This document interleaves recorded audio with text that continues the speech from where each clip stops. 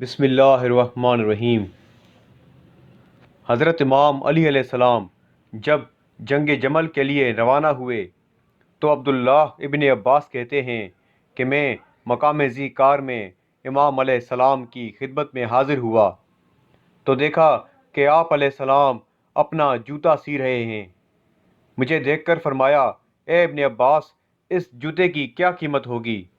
میں نے عرض کیا کہ اب تو اس کی کچھ بھی قیمت نہ ہوگی۔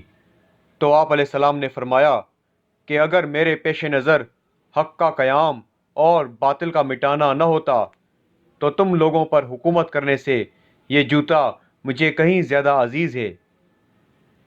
پھر آپ علیہ السلام باہر تشریف لائے اور لوگوں میں یہ خطبہ دیا۔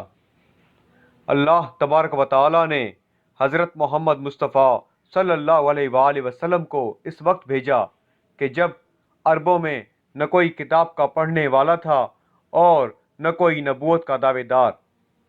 آپ صلی اللہ علیہ وآلہ وسلم نے ان لوگوں کو ان کے صحیح مقام پر اتارا اور نجات کی منزل پر پہنچا دیا، یہاں تک کہ ان کے سارے غم جاتے رہے اور حالات محکم و استوار ہو گئے۔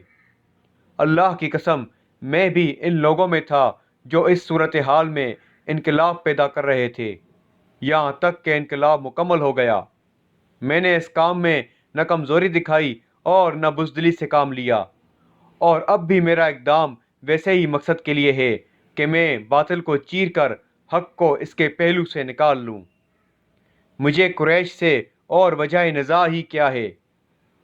اللہ کی قسم، میں نے تو ان سے جنگ کی جب کہ وہ کافر تھے، اور اب بھی جنگ کروں گا جب کہ وہ باطل کے ورگلانے میں آ چکے ہیں، اور جس شان سے میں کل ان کے مد مقابل رہ چکا ہوں ویسا ہی آج ثابت ہوں گا۔